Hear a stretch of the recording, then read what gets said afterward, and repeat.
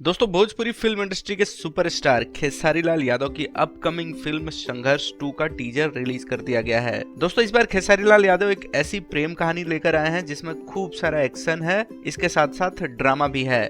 दोस्तों, इस फिल्म का teaser world wide records Bhojpuri के ऑफिशियल यूट्यूब चैनल पर रिलीज किया गया है।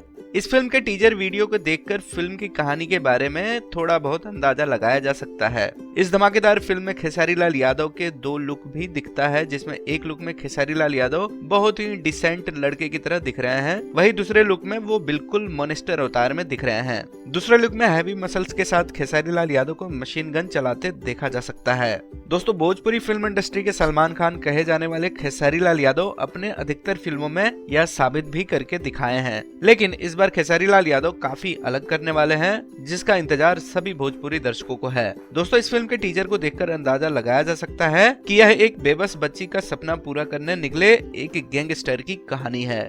इस फिल्म के स्टार कास्ट की बात करें तो इस फिल्म में आपको खेसारी लाल यादव, मेघा श्री, माही श्रीवास्तव, कृति यादव, संजय पांडे जैसे बड़े कलाकार इस फिल्म में एक्टिंग करते दिखेंगे।